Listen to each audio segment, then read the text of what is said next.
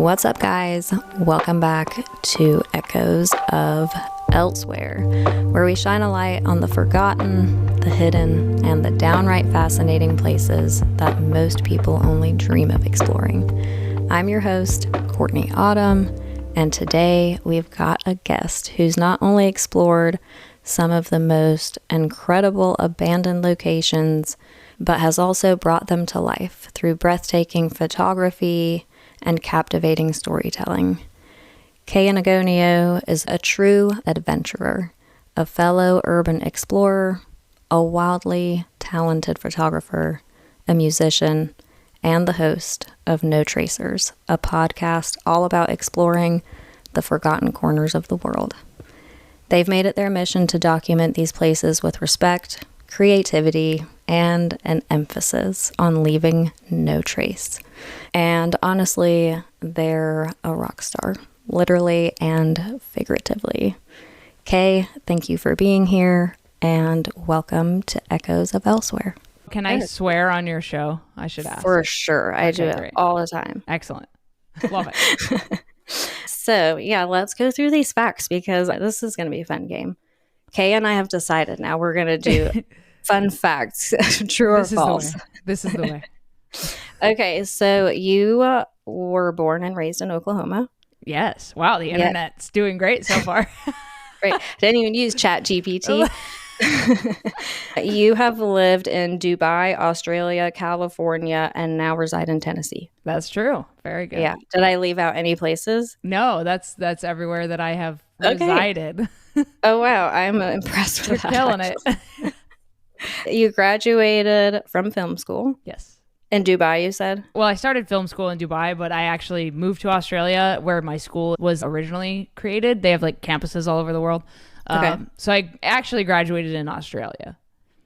Oh, okay. Yeah. Okay, gotcha. So you started in one place, finished in Exactly. another. Yeah, so it's hard when people are like, when they ask for my resume and stuff, I want to put Dubai because it sounds cooler to me. Does it not count still? I don't know, because isn't it like where you got your degree from, like the actual physical? I don't know how that works. I should do some research into that. I would insert that in your resume. It would be like, started at XYZ or film maybe I school. I can do like like Dubai / Australia. Maybe that's the way. Yeah. You're like, I want to seem even more well-seasoned than I already am. You don't need the extra brownie points, I will say. I think I do. I need all the brownie points I can get out here. I don't think that. I think we've established that the internet and your resume and all the other things that you do probably all speak for themselves in some way. Okay, next thing is you are a freelance photographer and filmmaker. Yes. Anything else to add to the freelance list? I mean, not really. I mean, I fly drones professionally, which I guess is an added, like, I don't know. I can charge more because of it, so that's tight. It's just like a certification. Licensed. Yeah, it's like just I have a pilot's license, technically. Oh, yeah, that's kind of cool, though. Yeah.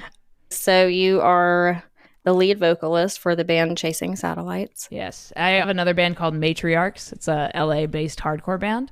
Okay. And we've toured Europe, Canada, the US a bunch of times. And then my band Chasing Satellites it started out as like a studio project like a decade ago. Just played the first live show actually this past Halloween.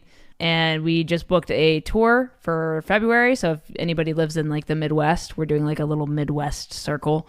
Yeah, for February, like beginning to mid-February, we'll be out on the road, which is exciting and nerve-wracking because it's the first time with this project on the road. And it's like, this is like my baby, you know, like I started it and I grew it and I like. Okay, so this is your This band. is my band. Yeah. Okay. So. Okay, why is there such a delay in the time that you started and the time you're going on your first tour? Yeah, I had to start like making money when I moved back to America because, you know, it's very expensive. So instead of diving into touring with my own band, I quickly got picked up as a photographer just from working at like local venues, not even getting paid, just shooting for bands locally, and posting online. I got hit up by a band that was from Toledo, Ohio, and they asked if I could come on tour with them. And then from there, I just like kept going on tour, like pretty much every year. since then with different bands, and I've done a few festivals and, you know, things like that. So Chasing Satellites as a band, like as a project, kind of got put on the back burner, and I never had like actual members for that band. It was just me and my buddy that wrote music together. Oh, wow. Okay. So it wasn't like a actual like fully fleshed out band. And then actually during COVID was when my other band, Matriarchs, LA hardcore band, the drummer Ben, he and like the founder of that band, he found me through Instagram and hit me up and was like, hey, would you want to do like a feature on a song? And I was like, sure.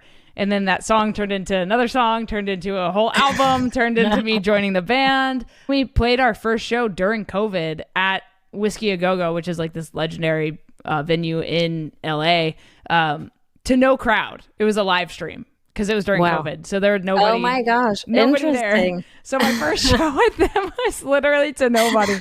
And I was like, well, it can only go up from here because there's no one here. So it's like a good trial run. Exactly. Yeah, exactly. So then started doing some tours, and I started to think like, why have I not done this with Chasing Satellites? And finally, over this past summer, I was like, I'm just going to start submitting to shows and ask friends here in Nashville to play with me for like a live thing.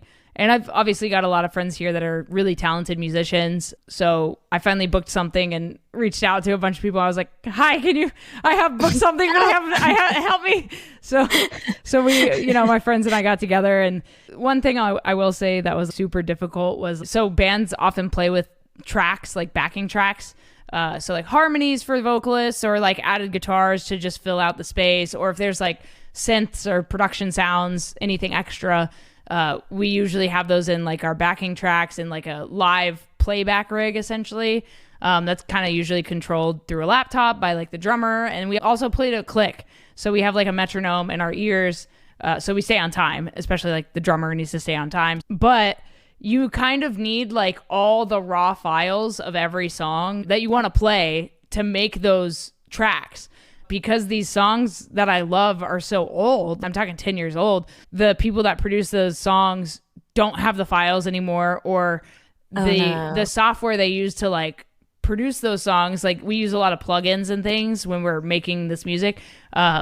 And a lot of those plugins no longer exist or have expired. Right. So there were like 4 or 5 of the like 9 songs that I wanted to play that just we had to kind of rebuild from scratch. In like a couple months. And it was like, that was the most stressful thing about it, was like actually trying to, get that sorted. And now that it is sorted, now I know moving forward when I get a song made, like I need to ask for these things so that I can play live with them. So it's definitely been a big learning process, because I'm just a vocalist. I'm not like, I don't really work much in music production world. So I had to kind of learn how to do all this stuff. That's a lot. I would never have thought about anything like that, though, as far as the tracks and all of that is concerned. That's a lot to really even have to dive into and learn. And you seem so well versed in the situation, talking about all the things that you need on stage. And I'm just sitting here like, what?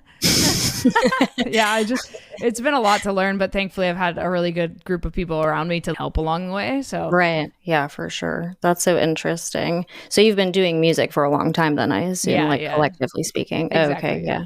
What got you into the genre of music that you're in? Honestly, this is going to make me sound so old, but MTV back when it played music was kind of the start of everything. I have 2 older brothers that are twins, and so they were into like Iron Maiden and kind of more classic rock and metal, or old school, whatever. And growing up, because they're older than me, everything that they liked, I just hated, just out of principle. Like a rebel without a cause. Yeah, I was like, that band sucks. I'm like, why? I don't know. You're like, this is trash. Yeah, like, if it's on the radio, I hate it. Nothing mainstream. It's just stupid. And then finally, like they threw on like a System of a Down record, and I was like, oh, this is sick. Like this is dope. And then I remember we were at like some music store or something, probably Blockbuster, and they had music, or like an FYE, or I don't even know. And I found this compilation DVD from this group called Victory Records, and it was a record label that had a bunch of alternative and, post-hardcore metal bands on it. And it was just a compilation DVD of just music videos from like different bands. And that's when I found like bands like Atreyu and Silverstein, Hawthorne Heights, you know, kind of like the emo bands that, you know, we all know, like, love now. And that kind of just Bleeding Mascara. Yeah, for sure. And that kind of like led its way into like bands like the Red Jumpsuit Apparatus, who I've now been touring with for like 4 years. I read that. Yeah. So it's just wild, like the bands that I grew up loving. Like I remember, so funny, my mom took all my CDs away at one point because she was like, I don't like this music and what it's like influencing or whatever. So like I remember she took my Hatebreed CD away, and I was like, that's insane. And then in 2017, I worked on Vans Warped Tour for a magazine. And Hatebreed was one of the bands on the lineup that year. And I remember, I remember taking a photo with the vocalist Jamie, and I sent it to my mom. I was like, you remember how you used to take my Hatebreed CDs? Well, guess who I'm touring with now? Like, funny how that happens. It's a full circle moment. It's such a full circle moment, but it's just like, I love that. It's so comical. Like, you know, I'll announce that I'm touring with a band, and my mom will comment and be like, I took you to their shows when you were fucking 15, like a teenager. Yeah. My parents had to limit me to one show a month because I was trying to go to shows like every week. And they had to drive me, of course, because I was like, you know, a teenager. And now I literally can go to a concert every single day if I want to, like anywhere in the world. Like just call up a friend that's on the tour and be like, hey, can I come to the show? That's awesome. It's so funny. Yeah.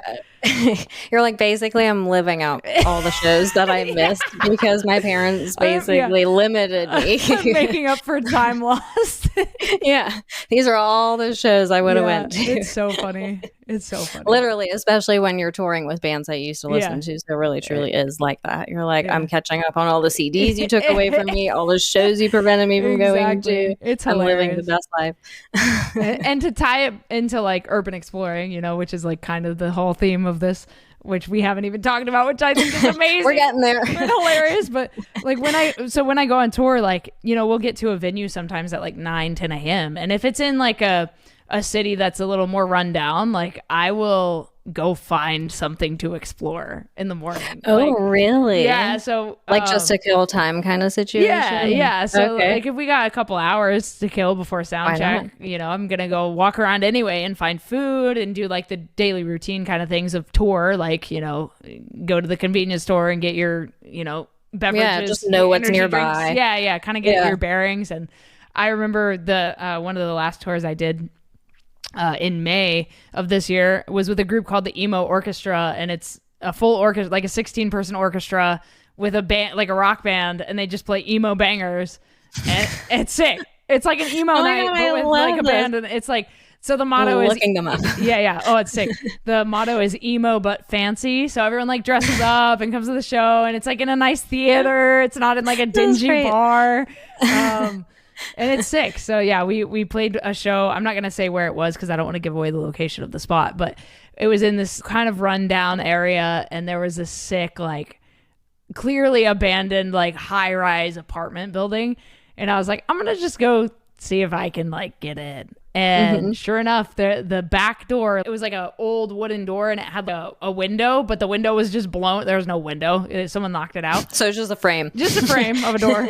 And on the other side, someone had put like an oil drum, essentially. So you could like just climb through the window, step on the oil drum, and then jump on the floor. And I was like, perfect. Like, thank you. Come to find out, it's 17 flights of stairs up to the top in the darkness, and it's like 95 degrees. And I obviously had water with me and my camera, and that was it. And my phone light, because I'm not equipped to go urban exploring. I'm on tour, so I'm like prepared for that. So I send it up. And your phone light just doesn't do shit in these instances. Let's be real. It's like barely anything. God, it's barely illuminating my path. And I'm like, climb, 17 flights of stairs and finally get to the top, because the top of it is like kind of like a pyramid shit. It's like a slope, it's like a slant, and it's all glass. So I get up and the door's open, and so I like I make sure nobody's inside. I like push the door open, and it's this sick penthouse suite, and it's just tagged to shit, but it's all glass windows, so you can see out into the city. And so I'm like kind of looking around in there, and then there's like a roof hatch because there's a radio antenna on top. And so the roof hatch is wide open. So I'm like, all right, climb this little ladder up to the roof. I peek my head out, look around, and there's like an office building right next door. And I'm like, oh, wait, they can probably see me. So I should probably get down. And mind you, we're in like kind of a city area. So there's like, you know, the like a random cop will go by every now and then. You're like, are they coming for me? You're constantly like in a state of panic. You're like, oh, it's a fire truck. It's fine. But yeah, so I was up there for like, I don't know, 30, 45 minutes. And then I was like, okay, I got to get out of here. Cause like, I don't want to get caught up here while I'm on tour. That would just, I would 17 flights, 17 flights of stairs. So, you know, going down 17 flights of stairs, you're just like, when the fuck does this end? But like going up is obviously the hard part. And it had been like several years since I went up that many flights of stairs. I mean, that's a lot of fucking stairs, dude. That's a lot. And you don't realize until you're at the top, you're like, before I can even go further, I gotta take a breath for like 2-3 minutes and then I can continue. Yeah, it's crazy, dude. Like, it was nuts. And I was by myself. Obviously, that's stupid. Don't do that. Like, don't go by yourself ever. Like, it's just dumb. You had a spontaneous moment. I did. I was like, well, it's open. I don't want to like go back and ask them. I'm just going to go, you know? And so I went, and, you know, it was great. Everything was fine. But like, just don't do that. It's not totally agree. No, especially not in that setting where you're in a dark, powerless building with like fucking in the staircase. Yeah, with doors everywhere. Some motherfucker could just like pull you into it. You're done. It's over. Did you get out on any of the floors at all, or did you just like straight shoot up to the top? I checked out a couple, but they were like pretty, you know, boring. There wasn't like any furniture. It was like completely like vacant. It was totally empty. There was no furniture. It was just like green carpet and wallpaper. And I was like, okay, once I've seen one floor, I've seen all the floors. So let's just go to the top. You know, so I wasn't trying to like explore 17 floors of the same shit. No. You're like, I didn't have all day, by the way. Yeah. I was like, and I'm sweating. Only relying on your iPhone flashlight. Yeah, exactly. And one bottle of water. Yeah. Exactly. Yeah. No snacks because I'm an idiot. That's the most essential. Yeah, snacks. Always bring snacks because you don't know if you especially if you're getting cardio in. Yeah, you know, you're doing heavy cardio. And if you like get caught somewhere, like you will like if you get stuck in somewhere because there's people outside looking for you, like you're gonna want snacks because by the time you get like super hungry, you're like, arrest me. I don't just give me some fucking food. Like I can't do this anymore. You get hangry in there and you're like, I surrender. Yeah, exactly. I don't care if I get arrested as long as I get lunch. Yeah, you're like 3 meals a day. Let's fucking go. Jail sounds splendid right now. Sounds lovely. Oh my God. Let's skip the holding cell. I'll go straight to jail. Straight to the cafeteria. I don't need a lawyer. I was trespassing. Send me to commissary. Can we stop at the vending machine? Yeah, exactly. I need some M&Ms. I love it. Okay, so let's see. I did find out the random fact about your certification to fly a drone, which I thought was super duper interesting. And I do want to ask, do you ever use your drone for urbex stuff? Oh, yeah. I mean, so I actually just talked about this, and I just posted an episode of No Tracers the other day. It was like the last episode of the year. So I was like, I might as well, you know, talk about what to do if you like actually get caught, like how to handle the situation if like security stops you or like a property owner or the cops. For sure. Like how to handle that situation, because I feel like a lot of people just like get aggro and like defensive and they're like, fuck you. And it's like, no, you gotta be like chill and like calm, because like if you escalate the situation, they're gonna escalate the situation. For sure. Yeah. But I talked about like the utilization of drones for urban exploring. Like it's great for scouting locations that are like, for example, if it's on like a big property, you kind of need to know like, are there cars around? Like, are there people around? So where to park? Or yeah. That's a big one. Especially like you need to know if there's one road in and one road out, or if there's another exit. You know, if somebody does pull up and try to block you in, it's good to know like exit routes, things like that. And for like video content, you get the sickest views if it's aerial stuff. So like that penthouse I was just talking about.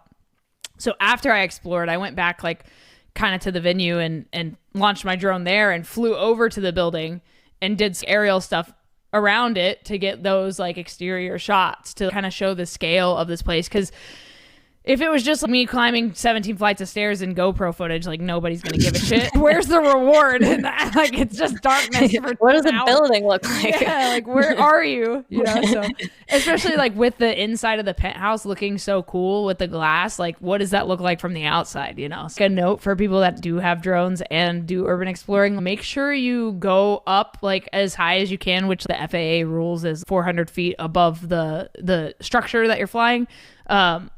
And the reason I say that is because I was in Portugal exploring this abandoned, it's like a restaurant. It was like an old like multi-story restaurant. It was built by this, I can't remember the architect's name, but it's got like 360-degree views of Lisbon.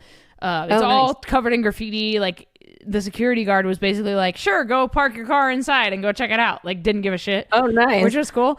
But I made the mistake of flying my drone from the inside of the building to the outside of the building, like through a window, because it has like a small window that you can look through. So I flew it like backwards out the window and then circled around the building. But there was a tree on the other side of the building. Did you immediately crash your drone? You're like, that lasted 3 seconds. I crashed the drone and I gave it like, it was still recording when it crashed. It like went into the tree and then kind of like tumbled down. Do you have footage of you like running up to the drone? Baby, are you okay? So I gave it like a death like sequence. Like I had it like soft music playing and like the heartbeat monitor like ding, ding, and it's like fading in and out and shit, and then it goes ding, and it fades to flatline. Yeah, and then I cut to myself and I'm like, motherfucker, I gotta go find it now. And so it's like the next like 2 minutes is me like looking for the fucking drone. It's so funny. Oh my god. What happens? Do you like just ruin your drone and have to immediately like replace it, or what? I don't know what happens in these situations. So I picked it up and it was like a dead frog. Like the back legs were just dangling. It's like, oh my god. So yeah, I did have to replace it, but I had like a warranty or like the care refresh or whatever on it. So like they'll either repair or replace the drone. So they did do that, which is sick. You're like, I'm absolutely purchasing this warranty. Yeah, no, it's always purchase the warranty. Oh my god, like it's crazy. Yep, it's so funny. Okay, so I saw this on a freelance interview that you did. I saw it on YouTube. You were telling the story about your first skydive. Was that your first skydive that you did as your graduation present? Oh, yeah. Okay. Yeah. How that kind of led into an opportunity in this weird way? Oh, Can yeah. you talk about that a little bit? Yeah, so I grew up kind of partially in Oklahoma, and then we moved over to Abu Dhabi, which is like an hour southwest of Dubai. And so for my 18th birthday, my mom took me skydiving at Skydive Dubai, and it was so cool. And I had never been before, because I think you have to be 18 to go. Mm-hmm. I'm not really sure like the laws, but whatever. So that was my graduation present, which was sick, and I was so excited. My mom actually skydived as well, so it was cool. We both went. And so they have somebody jump with you. Like obviously you're like strapped to somebody, but there's somebody else that jumps with you with a camera, and they film your whole skydive and take photos and stuff. And they make like back in the day they made DVDs. And they gave you like a DVD to like. I have one. I have one too. Yeah, I actually was like organizing some stuff in my garage yesterday and came across my like Skydive Dubai CD or DVD, and I was like, damn, I still have this shit. Like it's crazy. You should do something with that. I should like edit it in a fun way. Sure. So it takes like, I don't know, 45 minutes, an hour to get the edit back from them. So we were like sitting around waiting, and there was this guy named Shady from Egypt. And he was on his laptop laying on the floor, and we were kind of near him, and he was looking at some skydive footage, and I was like, yo, like, what's up? What are you doing? He was like, oh yeah, I have all this footage from my skydives and I want to edit it together, but I'm not like an editor. I don't know how to do that. And I had been making like YouTube videos for a couple, probably months at this point. This led into like me doing like 1,000 days in a row of vlogs. Consecutively, by the way, like after this point, because I was like, I live overseas, this is kind of cool, like I'm growing up, I'm getting into photography and film and stuff, I might as well like kind of document this. For sure. But it kind of started here. So I was like, well, I can edit a video for you right now while I wait for my DVD to be edited by them. I have nothing to do right now. So I pieced together this little like speed edit for him and gave it back to him, put music on it, the whole thing. And he was like, wow, this is really sick. Like, thanks for doing this, blah, blah, blah. We exchanged information, like phone numbers. And this back in this time in the Middle East, everyone was using Blackberries. So like we didn't have, iPhone wasn't like popular over there. And this would have been like 2010-ish, 2011-ish. Gotcha. So very like early on in like the iPhone days anyway. So we all had Blackberries over there and we all, messaged on WhatsApp or whatever.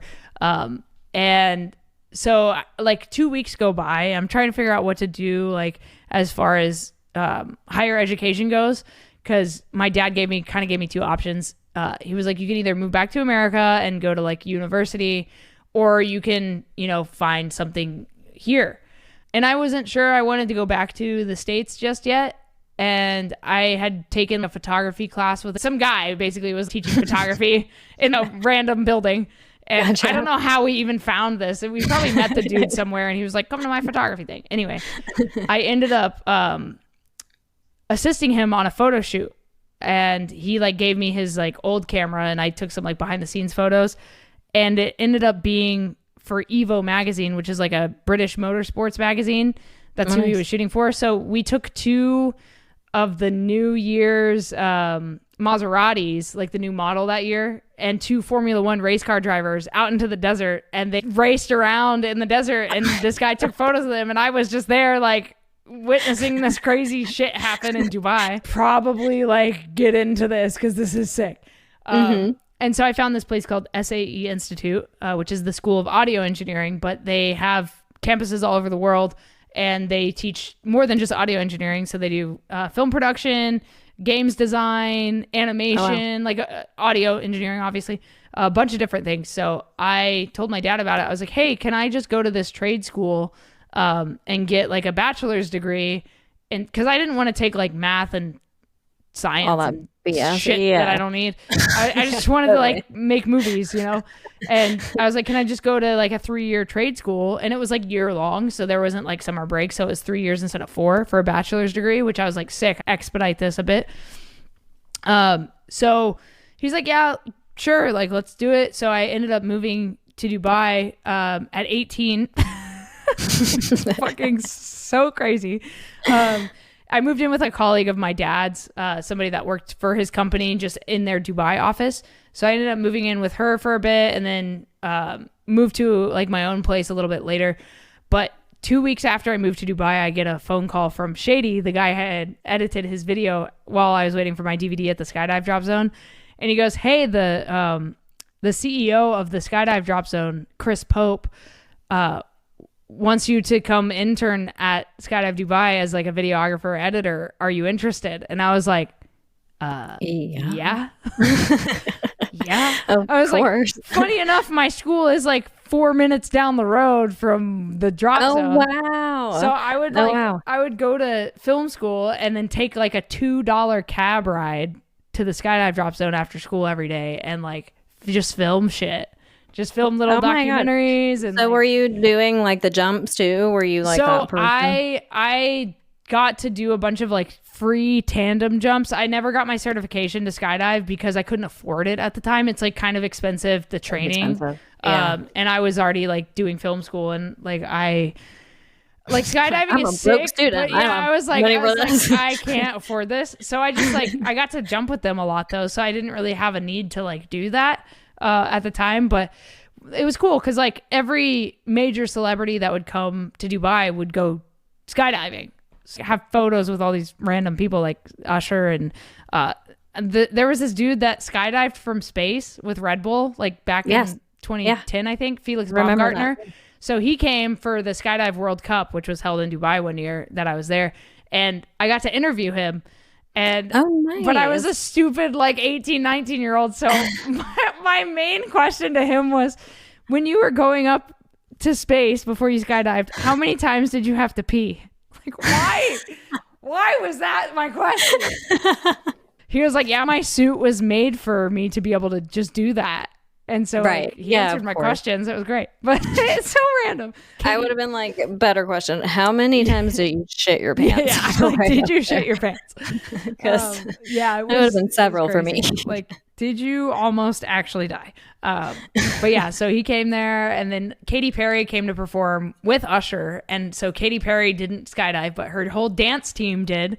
So we got to hang out with them all day. Interesting. And then they invited us to the show. I saw Usher in like a private suite in the arena they performed at. Nice. And then we saw Katy Perry perform standing side stage, which like that's insane. So that was crazy. Cool. But yeah, so that's how I got that job as an intern at Skydiving. Wow, and that just like that took you into places you would have never thought, right? Oh yeah, I mean, just so many people. It was wild. I mean, I could tell you some fucking insane stories of like just wild shit we did and filmed and like, oh my god, in the air or like stunt wise or both. In what context? So okay, so, I mean, I can tell you one that's like I don't even know if this ever got put online anywhere. I'm sure it did, but so my boss there, his name is Chris Pope. And this guy's crazy. So he has like a history of seizures, but he's a skydiver. And his doctor was like, you can't skydive anymore. And he was like, I'm going to skydive some more. Oh my God. But he could just have a seizure mid free fall and just die. Okay. But he's been skydiving for, I don't know, ever. But one day I get to the drop zone. He's like, hey, do you want to go on this like sunset thing with me? I was like, yeah, okay. What are we doing? He's like, just get in the plane. I was like, all right, we get in the plane. Get in the plane. We pull up to, we end up landing at one of the princes of Dubai at his, like, one of his houses. Like, it's like a farm. And so we pull in and we get out, and he's like the prince is landing a remote control jet fueled plane that's like the size of a car, just remote control, whatever.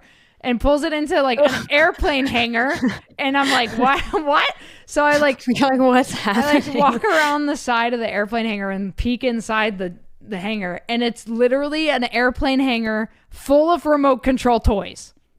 Just fucking. Are you joking? Anything my you can God. imagine. Tanks, cars, just all remote control toys from every size. I had no idea this existed. He's just a child. It's so like funny. Literally, he's so like funny. Found a way to have an adult version of like, all his kid toys. Like remote control toys. Let's do this. And so we get into like a separate like small Cessna type plane with a Red Bull skydiver, and he's got a soccer ball with him. And I'm like, what the fuck is going on? And so I get in the plane, and Pope gets in the plane, and he hands me a parachute. He's like, put this on. I'm like, I don't know how to use this. I've never done this. Is this. The day I die. I was like, I've never done this by myself. Why are you handing me this? And he's like, it's just in case something happens with the plane. I was like, oh, what? But still. I was like, is something going to happen to the plane? I still don't know what to do with it. I was like, so what do I do? He's like, okay, if something happens to the plane, you just jump out, count to 5, pull this toggle, and pray. I was like, okay. Solid advice. These are the greatest IKEA instructions for a fucking parachute I've ever heard. So we get in this plane, we take off over the farm that we're at. And mind you, this prince has a zoo in his backyard. So there's like giraffe running, and there's gazelles running, and there's fucking just animals running, zebras and shit. And I'm like, where am I? This is insane. This is Wonderland. It's just another world. Like, it's just like he took all the things that he loved as a kid and was like, bring them to my house. Yeah, literally. And so we take off, and I'm like, okay, like I'm like holding onto camera lenses for Pope. That's what we called him. I was holding on to like 3 camera lenses between my legs while holding on to the seats because I'm terrified. And I'm like, can you tell me what the fuck is going on? He's like, okay, we're going over the soccer stadium, and we're gonna like drop this Red Bull skydiver off with a soccer ball in between his legs, and he's gonna land in the soccer stadium and kick a soccer in the goal. It's like a FIFA ad. And I was like, holy great shit. Okay. So what you're telling me is that you and this guy are jumping out of this plane, and it will just be me and a pilot by ourselves in the plane. Awesome. Sick. And he's like, oh yeah, and also you have to shut the door after we exit. And I was like, no. So I have to like, what? I have to go over and shut. It's like that's the real reason why you got handed the parachute. Exactly. So it's like a roll up garage door type situation. Yeah. So I had to go over and like pull it down, and I was like, I was so just looking out, knowing that like no one's got my back. Like it's all on you're not strapped to anyone. Like I'm fucked. But I also was like, what if I just go? You know. Oh my God. So that was probably the craziest like situation I ever got put in there. What is your this can be off the record. What is your zodiac sign, by the way? Why is this off the record? I don't know. Some people are like, that's so like woo woo or whatever. And I'm just like, okay, but I can probably tell you your whole personality. Yeah. Because actually, let me guess. Don't tell me yet, because I didn't look up your birthday. Okay. And I had actually, I'm surprised I didn't, because usually I like to know people's signs before going in. Yeah, let's see what you got. You strike me as an Aries. Incorrect. Leo. No. Oh, really? Nope. Okay, hold on. Let me think. Also, are you Scorpio? No. Are you Scorpio? No. Okay, just tell me. I also don't know what any of them like actually mean. So I'm a Gemini. I don't know if that's like shocking or like. That was what I was hoping you weren't gonna say. Fuck me. It's one of those really cliche instances where it's just like I have bad history with like one Gemini. That's ruined it for everyone. You know what I mean? So unfair.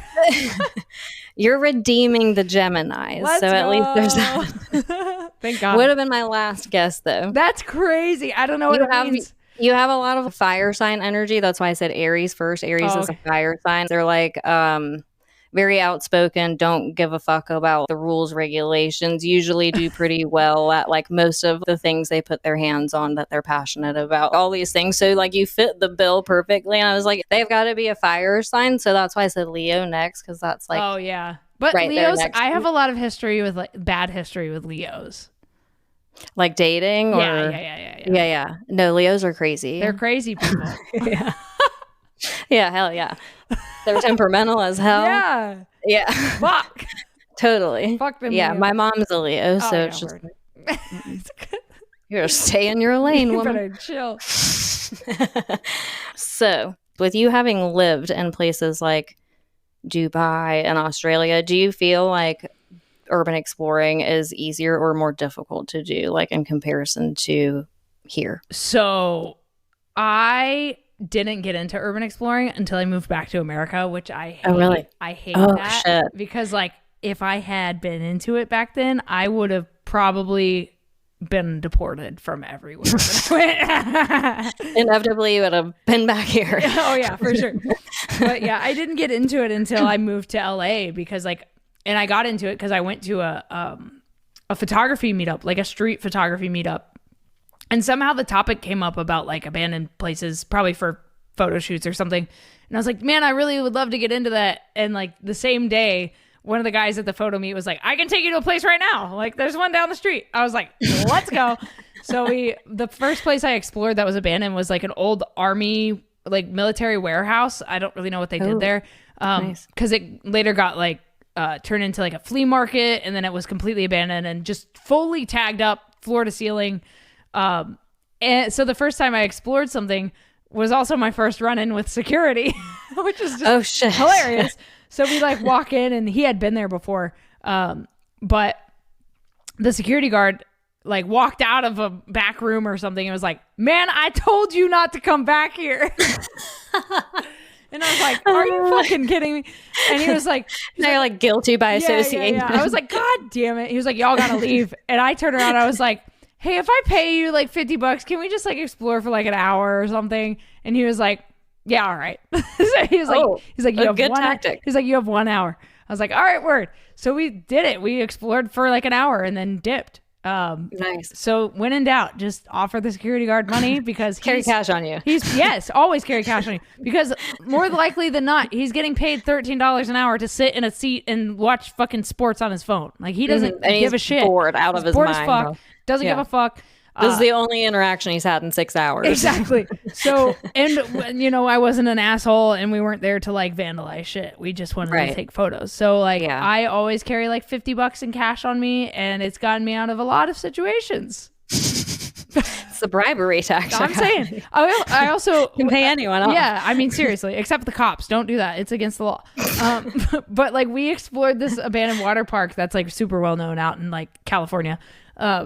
And some locals that like live nearby saw our car pull in and came up and they're like, y'all can't be here. We're calling the cops. I was like, can I just give you money and you can leave us alone? And they were like, yeah. So they have a fucking side hustle of just I was gonna say they probably do this all the time. This pays their rent. Exactly. Just exploiting the urban explorers that come through. Just out there with her binoculars. Fucking crazy. But hey, listen, whatever you gotta do. Urbex tip. At least because of you, people are like, we know to take $50 out there and we're good. No problems. That's the best way. Then they'll reverse the approach and they'll keep the cops away. They'll let you know if they're approaching. On the lookout. Yeah. It's so funny. They're the diversion tactic. Exactly. They're like, this is our car park. Yeah.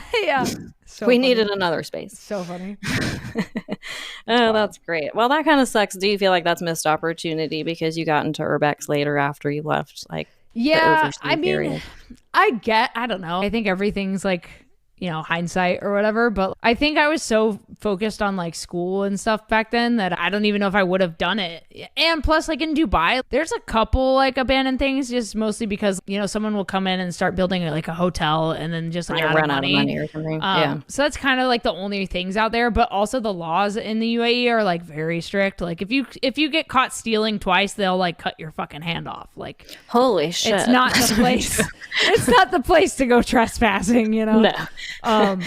But I mean, I think I got into it kind of at the right time. It was kind of before like Instagram blew up too. I know obviously people have been exploring abandoned shit forever. I mean, technically like the first abandoned thing I explored, I was a kid and it wasn't like that big of a deal. We used to just go into like the abandoned houses down the street and stuff like that where I grew up. So I didn't even know urban exploring was a thing and there was a community or whatever. I mean, people have been graffitiing abandoned buildings since the beginning of for sure spray paint. Since that existed. Yeah, it's just like a thing that's been done forever. And so I don't at any point like claim to be like an OG explorer by any means because people have been doing it long before me. But I mean, if we're talking like OG, like Instagram explore, whatever, I don't even care to say that. But I've just been doing it for a long time before it was like a clout chasing thing. Right. With like the rise of TikTok, I feel like it's been taken to like a whole new level of like debauchery and like people destroying buildings just for views and clicks. And like that sucks because like we explore, I say we as like the collective, and I can't speak for everybody, but a majority of us are just exploring because like we love either the history of the place or to me, it's like walking through a museum that nobody's ever been to or, that few people have ever walked in. Because like the history of these places is really fascinating. And like, I think that buildings kind of hold memories in a way, especially like the darker ones, like the asylums and the prisons and hospitals and things like that. Yeah. Like, I think a lot of those places kind of like retain those memories and kind of speak to us like within the darkness of the buildings or the way the wind will like blow through an abandoned hospital. Like it's speaking to you, it's like, it's got a voice and it's cool to walk through that and kind of capture those emotions almost through the building. And I think the photography is unlike anything else. Like you can shoot in a photo studio all day and have the same white backdrop and just lose your mind. But like, oh my gosh, yeah. I do so many cool photo shoots in different unique abandoned buildings and they're all different because every time you go back it's gonna look a little different, which is like the special thing about buildings. And I've actually learned a lot about like modern architecture and how much it sucks compared to like old buildings. Like they're building like walls out of graham crackers now. Like what the fuck? Basically, yeah. Like I've explored buildings that were abandoned like within the last decade and they're already just fucked. Like, yeah, totally. It's insane. They're not meant to be timeless. Yeah, like it's older crazy. buildings. Like if you go to like a Kirkbride, like that thing will stay standing until the end of the world. Yeah. It's until like, the apocalypse. Yeah. Those buildings are like the cockroaches of architecture. Like they're indestructible. They ain't going nowhere. They're not going anywhere. It's crazy just like to see like, and then if you do go over to Europe, which obviously I've been back to Europe and I've explored a bunch of different places. And in 2025 and 2026, I'm planning to do a lot more creative work for myself. I've spent the last decade building a client base of people that are amazing and that have been ongoing repeat clients to the point where like I feel like I can kind of do shit for myself again. Because when I first started out, I was just making YouTube videos. Like I said, I made 1,000 YouTube videos in a row. And then I got so into the like, I need to make money mentality. And now I'm just like, well, I can make money. I can do that. But like, what about my story? Like, what am I doing for me to like further my own fulfillment of life, you know, like life adventures and experiences. So I've already been in talks with some of the other kind of bigger explorers that I've become friends with over the years and had on the podcast and things like that. And so we're trying to plan some cool stuff overseas in like the next year or so. And so I'm excited to dive into that kind of stuff. And I've also started working with a group, and we document the rocket launches out at SpaceX. So we head down to South Texas every couple of months when they do one of their Starship launches. And we're planning to expand outside of just American space companies. Because, I mean, there's companies all over the world, Japan, New Zealand, Russia. Right. Everyone's kind of doing their own thing. It's kind of like the space race 2.0 right now, which is super interesting. Yeah. So we're planning to kind of expand beyond just Texas and Florida and Vandenberg in California. So we're trying to plan for like some bigger things internationally, which will lead to more kind of adventures within another hobby that I love, which is space related things. That's been really cool, that team, and I've helped build it out, and we've brought more people on, and it's been really cool to do something outside of my normal, you know, conference videography or music video. And it's something that I get a lot of fulfillment in because it's such hard work. We go out and bury like 20 plus cameras in the sand in South Texas where it's like 100 degrees. Oh my God. Full humidity. Like it's when people ask me like, oh, I want to join the team, I'm like, it's the fucking hardest work I've ever done in my life. Like, it's grueling work. Enter with caution. Yeah, but it is, I get the most fulfillment out of that work because the shots we get, obviously nobody's willing to sacrifice 20 plus cameras at a time. That's insane. Yeah. And we are. And so it's so worth it to do that and to go out there. And the team is amazing. You know, we have a great team.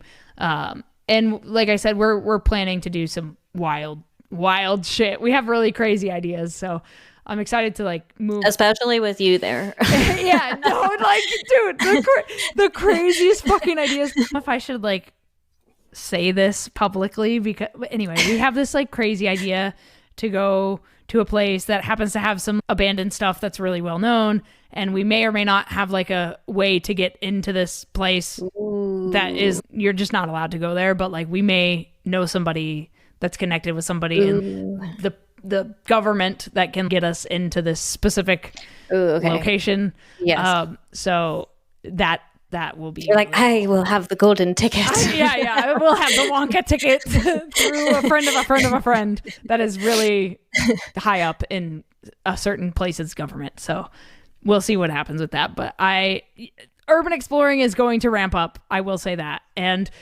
that's good. I feel like if people know my podcast or, you know, my content or whatever through No Tracers, like there's been definitely a lot of like, where the fuck have you been the last 6 months? Like, yeah, I haven't really been doing many podcasts, and like they've been kind of like sporadic, and like my exploration videos this year have been kind of low. Reason being, like, I've had a fucking busy year in my career, you know, and like I love urban exploring, but like it doesn't really pay the bills. Like, I don't know what to tell you. Like, yeah, of course. I have 2 fucking photography books and merch, but like, it's not going to pay your bills at the end of the day. Like, you got to make money somehow, you know? And some urban explorers do make a living doing this full time, which is fucking sick. But some of them also have like hookups with airlines, so they don't have to pay like a fuck ton of flights or whatever, you know? It's just right. People have their different methods of doing it, where they can like sustain it. But personally, I have to, you know, do jobs. And over the summer, I also happened to be on the biggest fucking game show in history, which is Beast Games. So like, I was a little busy competing for $5 million. Like, I don't. This is Kay's disclaimer, everyone. I was a little bit preoccupied trying to win a fuck ton of money. Okay, which I did not do. What's the prize money? Like, what is the total? Oh, for the show, $5 million. Holy shit! Yeah, you're like, I'm trying to. I was like, I'm trying to literally fucking yes, and I did not win, but it's okay. It's okay. Shit happens. Shit. But that's interesting. It's fine. How did you have to send in some sort of video to try out for this thing? Okay, gotcha. Yeah, so, and you just randomly happen to get selected or something? Yeah, I mean, they you send in your social media and shit. So a lot of people that were there either got it through a casting director, like an acting director, because there was a lot of social media people. A friend of mine now he's a friend of mine. I didn't know him before the show, but he was on Survivor. So a lot of them have been in other like reality or game show type scenarios. But it was also like, it started with 2,000 contestants. And oh my God. Yeah, biggest game show in history. That's insane. Yeah, 2,000. Holy shit. I think he got like 50 Guinness World Records for like the first episode of the show. Wow. Yeah. Where did you have to go for the games? Was it we started in Vegas. We lived in Raiders Stadium, like in Allegiant Stadium. Holy where shit, the Raiders play. Crazy. Like slept on the ground in sleeping bags. This is urbex at its finest. Yeah, it was like, yeah.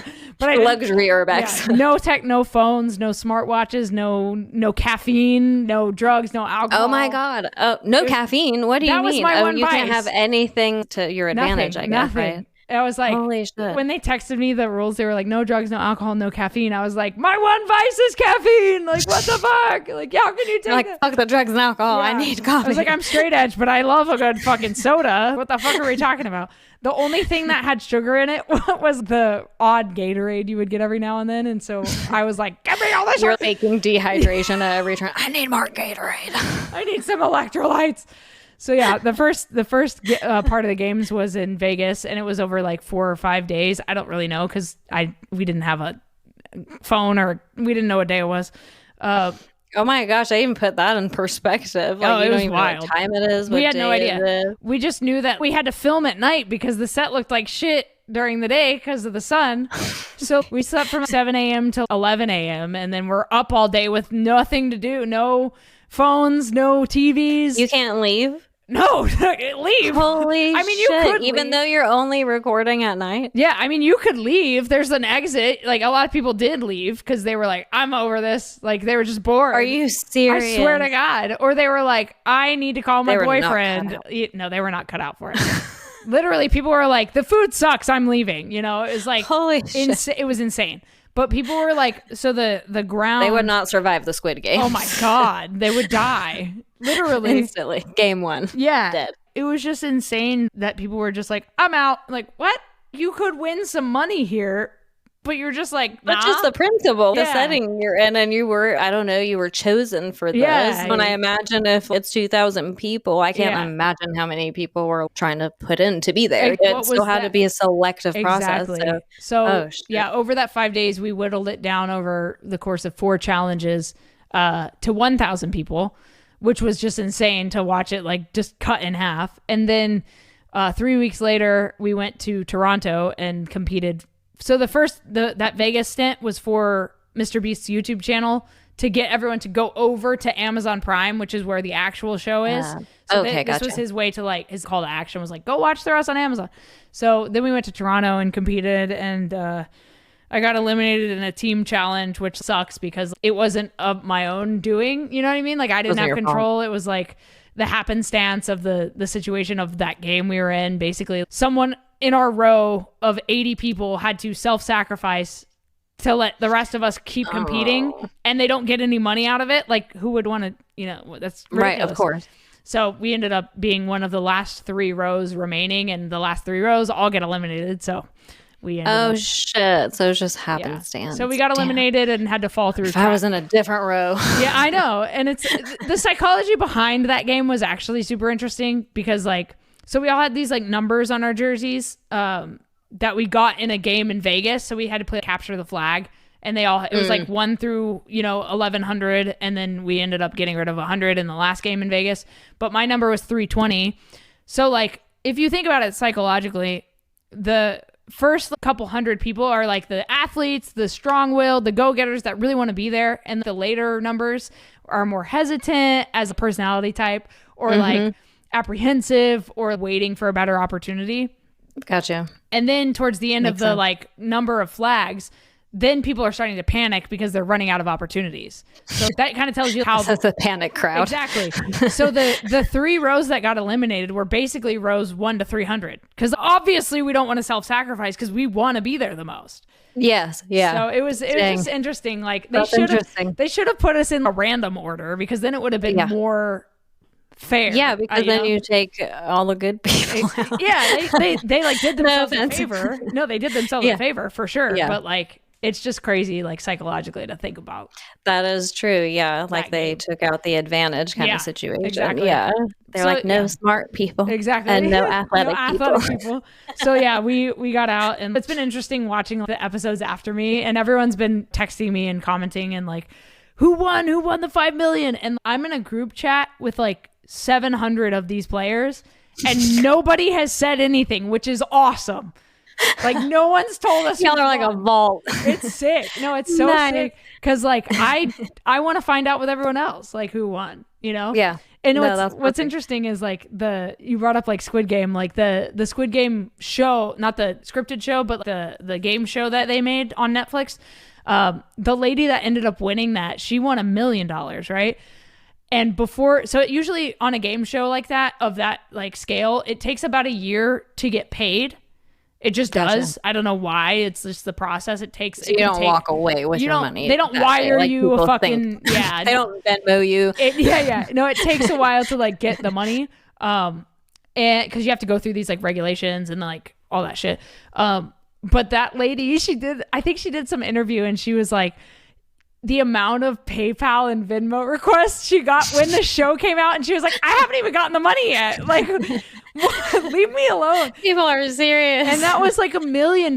So like $5 million. My million. Dude, like $5 million. Like this person's you should just like get a ticket to Mars and never come back. Just fucking peace out. What do you do? Where do you go? You can never it's so escape. Publicly known. It's also, so publicly you know what I known. mean? You know, all your cousins and whoever else you haven't spoken to most. They're all going to be like, "Sup, buddy?"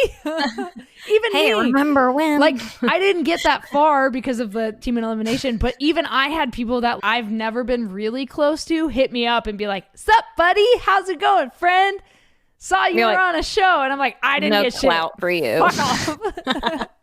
It's so funny, but it's like that's what happens. Like in any scenario, like if you become a famous musician, everyone's gonna come out from your high school and be like, "Hey, friend, I might have bullied the fuck out of you," but yeah. It's of just course, crazy of course. Does that happen to you often? Because you do have so many arenas that you kind of appear in, from like music to podcasting to other stuff. Do you have people that are like, the good want clout? Yeah. Well, the good thing about me kind of moving when I was 16 to the Middle East, I wasn't really close to anybody in my high school. I've had like 1 or 2 people hit me up that now are like real estate agents in my hometown or whatever. I had one guy hit me up and was like, "Hey, I want to open a venue here that's like Red Rocks. Can you help me?" Like, what? I don't know anything about opening a venue. Like, what are you talking about? Where on my resume would you get this idea from? I literally can't help you. I'm sorry. But I'm not an architect. Yeah, but because like I didn't really like grow up in I didn't have the full high school experience or anything in America, so I feel like that's not really a thing. And everyone I went to school with overseas, they live overseas in some other country, you know? So right. It was a lot of like international students, so like they kind of just went on and did their own thing. Yeah, makes sense. So I don't really like have contact with too many people that I went to school with, other than like a handful. Good for you, I guess. I guess. Yeah, I don't know. Anyone mooching off of your exactly off of your viral status. yeah, exactly. But I wonder like, if people are like, I went to school with it. Like, I just don't know if people, do that. Probably, I imagine so. I mean, I would, even if I wasn't really involved in urbex or anything like that. I feel like if I saw you on YouTube or just came across you and I knew that we like went to high school together. Yeah. Oh shit! What? That's crazy. Have you ever had a moment where someone comes up to you in public and is a fan of yours and they're like, "Holy shit, are you? Oh my god!" and recognizes you from music videos? Yeah, that happens more than like the high school thing for sure. Yeah. I did have somebody that I did go to high school with hit me up on a previous tour that I did, and we met up and got coffee and stuff.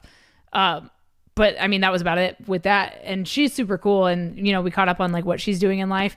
So I do appreciate people reaching out because it is kind of rare. But yeah, I mean, I don't consider myself like famous by any means compared to I'm not fucking.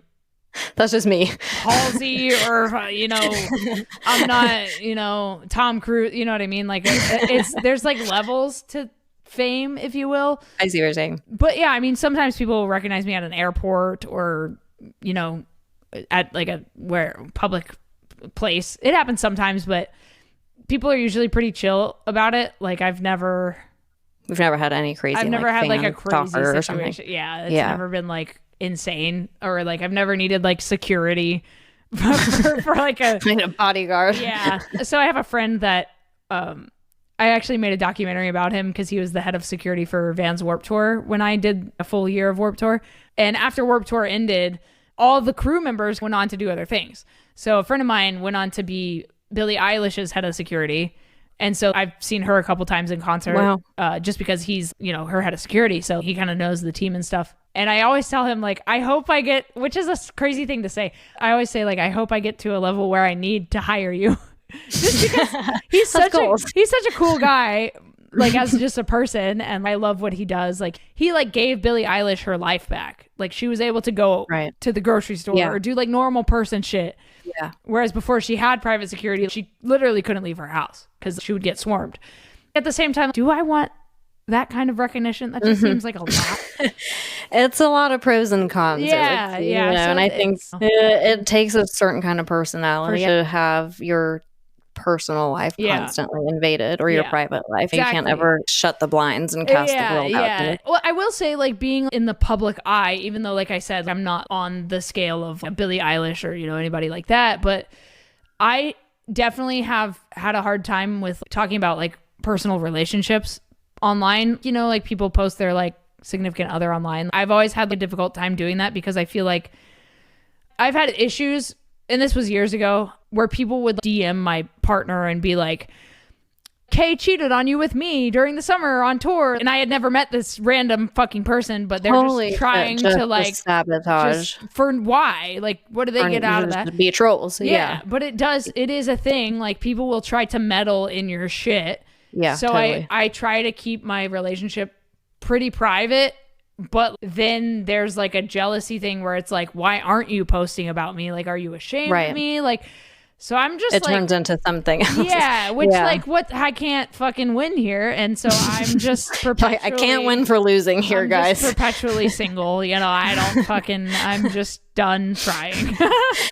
You're like, I am married to my camera. Yeah. And my microphone. Yep. I'm just here. I am with my cats. That's actually a good point to bring up, though, because it is so true. You have no middle ground. You're trying to do the right thing by you and by your own sanity, really, to have a private life. And then your partner's over there feeling some type of way. Everyone thinks you're single because they don't know. But like I did this to myself, kind of, you know what I mean? Like it's just like a part of you did, but you didn't. You don't often know until you're there. And of course, that's not to speak for everyone. Obviously, you could end up with a partner who gets it, who fully understands what they're getting themselves into, you know, and then that not be an issue. I think I just need to like date somebody in like the same sphere. You know, and I think that's why like super famous actors date other super famous actors because they get it. And like, you know, like the other issue is like I travel so fucking much, whether I'm on tour or whether I'm freelancing or going to film a rocket launch. Like I'm never really home. So it's also hard for somebody to understand it. And I've had people in the past say like, oh no, I totally get it. Go do that. But then after a few months of me being gone, it starts to, you know, kind of like, I mean, I've definitely had partners be like, you left me here. And it's like, oh shit. What? Oh no. I'm fucking. You're like, number one, I'm coming back. Like I will come back. Like I'm paying rent to like at a house for my cats to have a house. Like what the fuck are we talking about? It's crazy. So it's I get it. Obviously in the element of physically being together, that is the downside of not having your partner around and you're gone and whatnot. And I can see that creating a point of tension for sure. But then again, I think if they know you going in at all, Yeah. If they did the research like I did, they come prepared, then they should know what they're getting themselves For sure. And I will say that also I understand from their perspective. When you're, for example, on tour, it's really hard to stay in touch with people that are outside of that bubble because life kind of goes on hold when you're in an environment on tour because you're constantly with people too, right? Yeah. I imagine. And so it's hard to step away and really give your full undivided attention to somebody when probably takes you 11 minutes to send a 1 sentence text 100%. when you're in that setting. Yeah, 100%. Same. I can't do any of that while I'm around people, so I get it. And it's you're MIA in all avenues. Exactly. Yeah. And you're focused on the thing in front of you. You're not obviously not working 24/7 on tour, but you are in the mindset of I might need to do something at any you're kind of on call when you're on tour. So you're always in the atmosphere. Exactly. And especially these bigger tours, some tours I'll do have 30 people. So you're just around people all fucking day. You can't really get away from people ever. So it's definitely difficult and takes a certain kind of person that wants a relationship to actually be able to sustain that while on the road. Yeah, and I'm sure a lot of trust and stuff too. Because I can't imagine that. That's an added layer of why I'm sure you keep your stuff private too when you are in a relationship, because I'm sure girls just see you on stage and they're like, I'm gonna message their girlfriend and ruin their life. And you don't know who they are, it's a sad thing. And also meeting people on the road is also, I don't really ever know anyone's true intentions. If somebody comes up to me after a show and they're like, oh my God, let's fucking make out. First of all, not happening. Secondly, why? Are you just trying to go backstage? I'm not Tommy Lee. I'm not just going to perpetually make out with everyone. You gotta chill. That doesn't happen often, but it does happen occasionally. And it's just I'm all set. No. I don't know you and I don't want to know you because why? Well, the approach is lacking also, I think, if that's your first introduction. Yeah. Let's make out. And they're probably a little drunk and I don't, that's not my thing. It's not cute. It's not cute ever. Don't do that. But yeah, I was going to ask, have you ever had any of your friends ask you to take them to a bando or urban exploring or any of that? Yeah, I mean, yeah, but it doesn't happen that often. But yeah, sometimes they'll be like, oh, I would love to go see something, but it's not let's go right now, show me something. You know what I mean? Right. Yeah, I thought that was just me because it's pretty, I guess it's so niche. That's pretty scarce. I guess that people are just like jumping at the opportunity to go exploring and stuff. And I think once you like kind of, I have taken a few people for their first time, which is always cool because to see like them finally get it is really a really cool like thing to experience. Have you ever taken someone that doesn't get it and they're just like, I don't get it, like I'm bored? No. I think most of the time they're like, oh, this is kind of cool, but it's I don't think I've ever had anybody that I've brought for their first time fully dive in, like after do their own thing. Yeah, that was going to be my next question. If you've ever had someone become super enthralled and obsessed with it. Not really. I think I've taken a couple people like a few times, but they've never gone and done their own thing. Gotcha. Which I think is, it just kind of shows you it does take a certain kind of person to want to put themselves in danger all the time. Yeah. With routine. Yeah. But I think that's why I kind of like separate my communities. Like I've got my music community, my urbex community, my space community. I've kind of got these different pockets of friends. Yeah. They don't really like intermingle very much.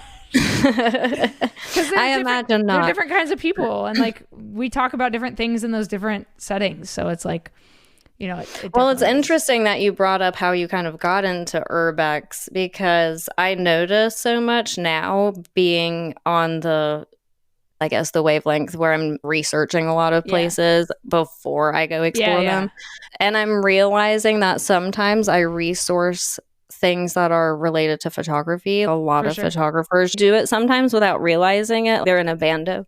Yeah. You know, they're just like, this is cool scenery. The aesthetic is awesome. You know, and I get it. But it's like, thanks for the resource, Betty. And that's two different worlds of yours kind of that have enmeshed in a way and brought you kind of to urbex in general, I guess. Definitely, yeah. Because I was just looking for a community in LA when I first started of photographers. You know, I wanted to network a little bit which is why I went to my first meetup. And I saw it on Instagram, like some Instagram flyer, and it was like, come to this location at this time. And I was like, ooh, this is very Fast and Furious. Like I'm with a camera.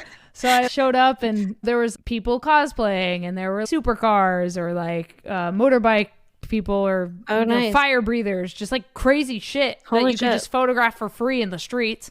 Wow. And like become friends with, models or whoever. Artists and stuff. Yeah, exactly. So that's kind of how I got into the street photography world, which kind of led naturally into urban exploring, especially Southern California. It's such a unique place to live because you can do that kind of shit.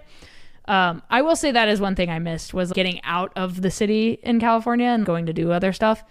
But I mean, I can just get on an airplane if I really want to go do some crazy stuff. I know, but it's a less spontaneous layer because if you just want to get in the car and go, you're like, I guess I'll go to another forest. I think in the Midwest you really have to like kind of plan stuff out like in advance to like go, if you want to go urban exploring up into like Detroit, that's 8 hours, you kind of want to plan the route and like, get some stuff along the way.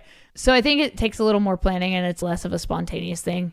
But I will say most of the stuff in LA that's abandoned is now demolished or completely sealed up. Or there's one thing that's out there right now that's pretty hot that I want to hit, but it's going to get bought and transformed, I think, in 2025. So I got to get out there and go hit that real quick. But do it before the time runs out. I'm trying, but it's like, why do I don't want to go to LA. I fucking hate it there.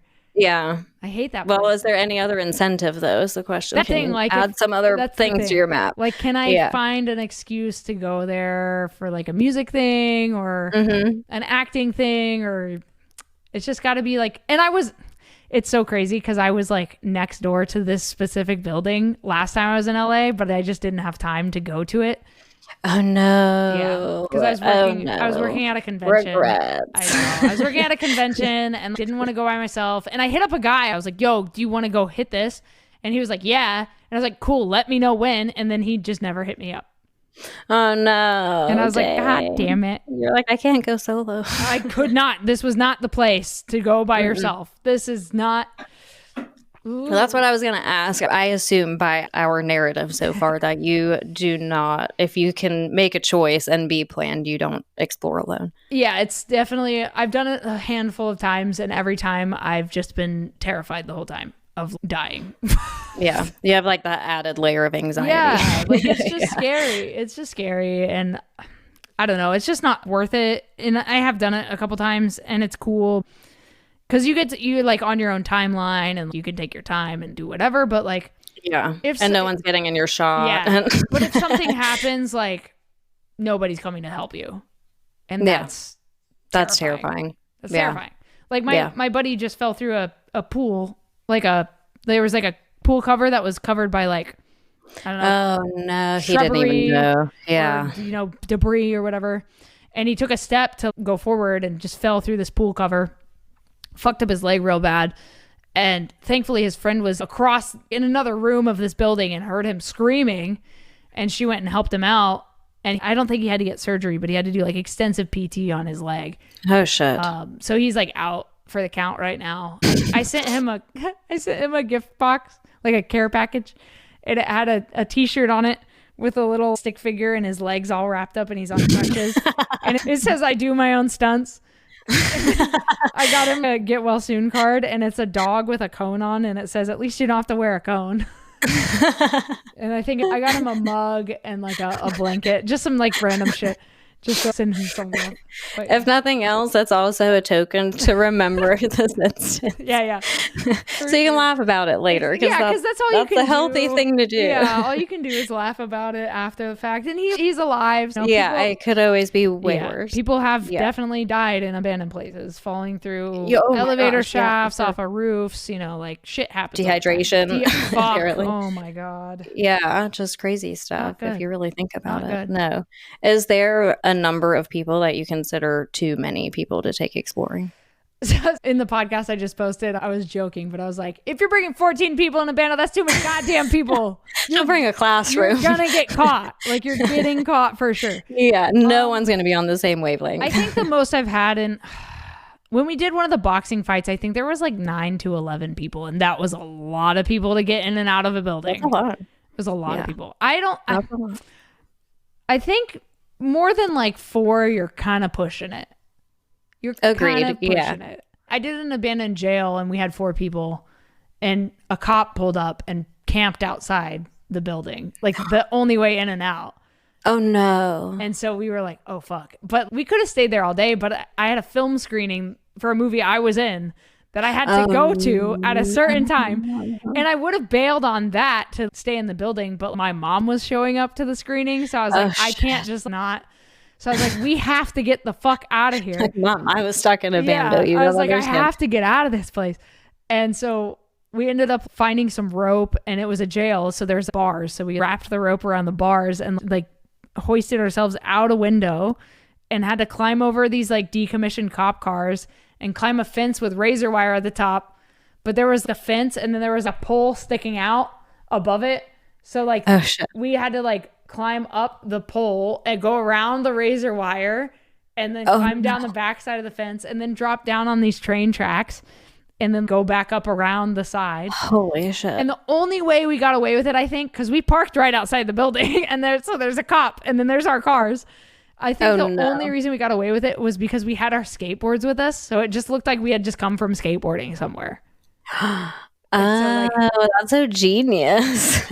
I mean, it was just happenstance because I was filming some video for a skateboard company at the time. And we just happened to have skateboards. And so it was our way out, basically. It was crazy. You're so lucky. Yeah, that was like we are so lucky to not be in an actual jail cell, in an actual operating jail right now. Like, imagine he just put us in handcuffs and brought us back into jail that's abandoned and just I'll just leave you here then. Shut the fuck up. You want to be here so bad. You want to be in jail so bad? That's what he would have said. I guarantee he would have been like, oh, you want to be in jail so bad? Let's go to jail. You like this place so much, I'll leave you here. Exactly. And that place had like solitary confinement cells and I like shut the door on myself and I was like, oh, I could not survive if this was real. It was so scary in there. I was like, I feel like even if you don't have claustrophobia, that'll make you claustrophobic. I mean, it's it was like a 6x6 cell with a bench and a toilet. And I was like, this is actually fucked. Like, that's insane. It was very enlightening on like how fucked up our incarceration system is. Like, you want to drive someone crazy, put them in a box with no windows. Yeah. Fuck. Yeah. And nothing to do or not, like, you can't do anything. No wonder they like used to like draw on the walls in their cells. Like, the fuck else are you gonna do? I can't remember what I was watching. Was this an urbex thing? I don't even remember, but I know it was in a jail and someone had drawn furniture on the walls, like a dresser. I don't know, it was crazy. So it looked like they had furniture in the jail cell with them. And I was like, holy shit. Number one, though, that person was smart. Yeah. Because they're like, I'm surviving. I'm going to pretend my way out of this. This is my dresser. Also, this is my window. Like the levels of psychosis to like draw furniture. That's insane. Oh my God. I know, but that's why they say there's this fine line between being a crazy person and being a genius, because I'm just like, there it is right there, because I'm like, he could be really smart and been the most self-sufficient dude in there, or he's lost it. Oh gosh. Crazy. Yeah. Okay, what is there a place that you have always wanted to explore but haven't had the chance to? Like your number one? So I have like a top 3. Okay. You don't have to say specifics. Well, Chernobyl. Okay. Well, yeah. Obviously. I feel like that's on everyone's list. Which I hope to do after this Russia-Ukraine stuff maybe calms down a bit. I would really like to go there. A friend of mine actually went there with permission. He was filming a documentary for BBC about Chernobyl. And he got to stay there, sleep in the buildings for like a week. And so I had him on my other podcast and we talked about Chernobyl, about his like time making documentaries there. So he has like a guy that can like take you and like do the thing. They call them stalkers, which is kind of an interesting name. But That's an interesting term. Yeah, the guys that explore or that go to Chernobyl, they're called stalkers. I don't know why they got that name. I don't know where that originates, but that's just what they're called. So yeah, he's got a stalker that can take me into Chernobyl. The second place I might be going to, so I don't want to name that place, And then the third place that was on my list, I just went to and made a 4-part video series about, but I'm waiting for that place. Oh, you can't say anything, right? Because it's being demolished or something. I'm waiting for that place to be demolished before I post those videos. But the videos are like just top tier. Are you just like waiting?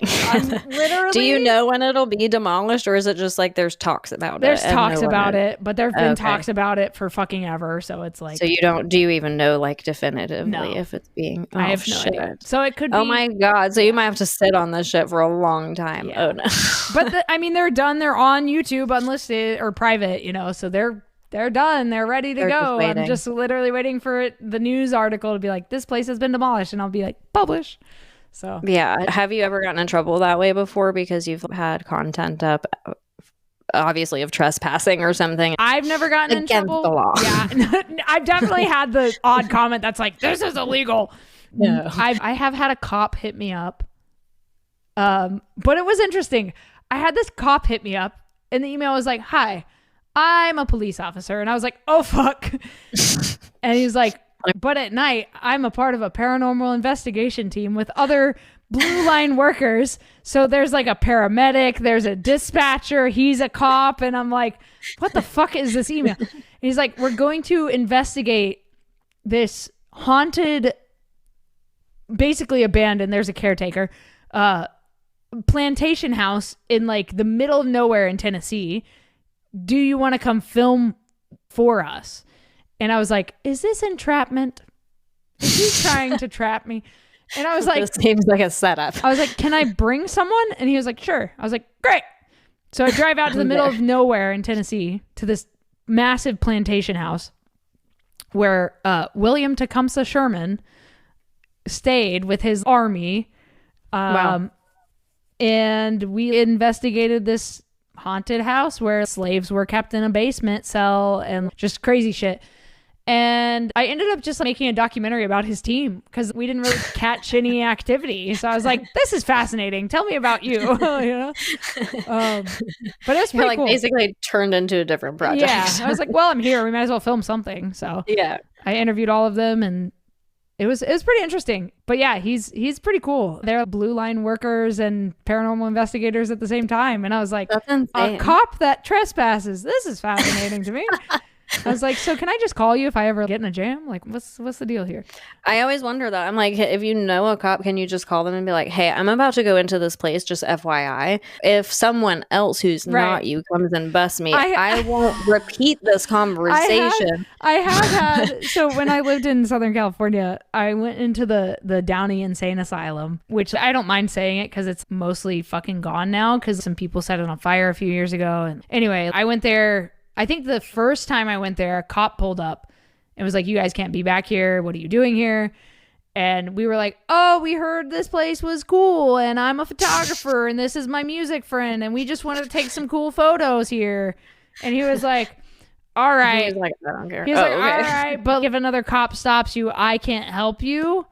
And then he was like, and also don't go in the building. And I was like, okay. And we were like, we're going in the fucking building. Of course. And when we did, obviously, like, fuck, what the fuck? You could tell a kid not to put his fingers in the outlet. I'm putting protocol. My fucking fingers in the outlet. like I'm becoming part of this place. Yeah, I will live here. I will call this place my home. This is mine now. Yeah. So that was pretty cool. So I have had a few like run-ins, but I've never gotten in, knock on wood, serious trouble. Arrested. Yeah, I've never been arrested for anything. Have you ever gone all the way out to a place and realized you can't get in at all? Oh, for sure. Yeah. Oh, for sure. I did. Isn't that like the most disappointing shit? There's literally no crevice, not even like a single square inch. For some reason, I went on an 8-hour journey to go to Southern Alabama with a group. Big Banks was there. There were some other explorers there that I met up with. And we tried to hit like 8 places and got into none. 0 places. We got into 0 places. Oh my God. Why? Because it was either heavily surveilled or just so locked up or whatever? Mostly because it was a fucking Sunday. And that's the worst day to go exploring in the Bible Belt because everyone's home. Like, what the Everyone's just home looking out their fucking window. Just waiting for drinking some shit. Tea on their porch. Yep. Yeah. Especially in Southern Alabama. Like, they are for sure sitting on the porch with some fucking tea. waiting for some shit to go down. Like we tried to get nothing better to do. We tried to get in a funeral home that was across the street from a house with like 8 cars outside. I was like, this is a dumb idea. We should not do this. Why are we here? We tried to get into one house that was kind of falling apart, and we had to go through the woods. And it was like late fall, so the leaves are crunchy. So we were not. Oh no, there's no. The neighbors' dogs were walking with us through the woods, and then we finally like crest the side of the building to get into the house, and we hear from the other street, "Y'all better get out of that house!" And we're like, "Motherfucker, this man's gonna shoot us!" It's like, "Y'all better get out of that house now!" We're like, "God damn it!" Damn, that sucks ass. Yeah. Were y'all able to hit anything? Nothing. That day? We got nothing that day. Zero Holy things. Shit. That is such a weight. Oh my gosh. I feel like that's almost like a mini urbex, like professional meetup. Like Big Bang. This is my dream in a way. Next time, invite me because I would be there just like, I had the best day. We didn't get into anything, but it was the greatest. We got nothing done that day. It was so. I only have pictures with other explorers. Yeah, literally driving home, I was like, motherfucker. I was like, I'm surprised on the way home you were just like, I'm going to take every back road out of here and find one fucking, I'm going to make today a bando day. Yeah. I went to go film this person speak at a Veterans Day event, and they hired me to film it. And on my way there, I passed like 2 sick, like an abandoned mansion and like some other abandoned house that got partially hit by a tornado. And I was like, my God, I have to come here on my way back when I leave today. And then the event that I was filming ran a bit long, and I had a thing that evening that I had to get to. And so I just didn't have time. And I was like, dang. But those buildings were so cool. And I was like, damn, I wish I could. I should just there's so many things in Tennessee. You need to keep a map. I have a map. Did you go back and put those things on your map? My thing is I'm usually driving when I pass them. So I'll screenshot my Apple Maps to try to find it later. Right, for where you are at the moment. Yeah. So I try to do that, but there's a bunch of people stuff don't here. realize how many bandos you can see if you pay attention, even off of major interstates that are just a little overgrown, and you see a roof and you're just like, there's something. And I think explorers, we see them everywhere. Like I'll drive down the road and be like, that's for sure abandoned. There's a place down the road. I could walk there from my house. I haven't gone yet because why? Well, I've been scoping it out, and I'm trying to find the best way to park. Or best place to park, and out here it's farmland, so it's I can't just pull in because people are gonna know I'm there. And if you go down the road, it would be kind of sketchy to see somebody just walking down the side of the road out here. So it's a little. I get it. It's just a little difficult. It's just the location isn't ideal to get into. Have you looked up anything about it? Do you know? I don't even know the address, honestly. It's just an unmarked house. It's interesting because the actual house and the property are abandoned, but there's a shed by the main driveway by the front by the road, and the shed has solar lights that turn on at night. So I'm is there also a camera, a motion camera there? So I'm a little sketched out about this place because I don't know. Wouldn't that have to feed into something that requires actual power? Well, that's the thing. I'm I don't. Or you don't know if it has power or not, do you? I know the house for sure doesn't, because it's just, I don't think it was even finished being constructed. Oh, okay, gotcha. So I think it's just an unfinished house. Because that's what it looks like. It's not really painted. Okay, so it's just a failed construction project or something. So I don't really know. But I mean, there's a prison out here in Tennessee that I would like to go see. There's a nuclear plant.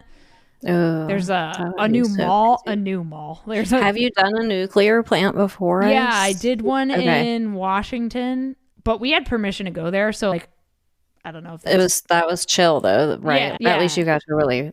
Yeah. Explore it. Basically, this band was filming 3 music videos there. So they were there for 3 days, and they called me and they were like, hey, we know you love abandoned shit. We got permission to go film at this abandoned nuclear plant that was not fully finished. Do you want to come film behind the scenes for us and explore for 3 days? And I was like, when's the flight? When's the fucking flight? When do you need me there? Yeah. So I ended up getting to go into the cooling tower with the caretaker. And that was probably the coolest thing ever. Doesn't that make you feel so small? Oh my God. Yeah.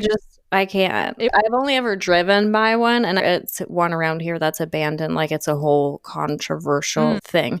But I drove past it, and this was before I knew it even existed. Yeah. And I think the highway was getting super heavy in traffic. So I was like, let me just cut off a back road. And I ended up driving literally right past this abandoned nuclear plant. And I have never in my life felt like an ant before, you know, like I felt so small and it looked so apocalyptic. And I was just like, I'm actually just terrified being like close to They're this. crazy. Yeah. Being inside of like the cooling tower of like an abandoned nuclear plant, you definitely, first of all, you're like, how the fuck did they make this?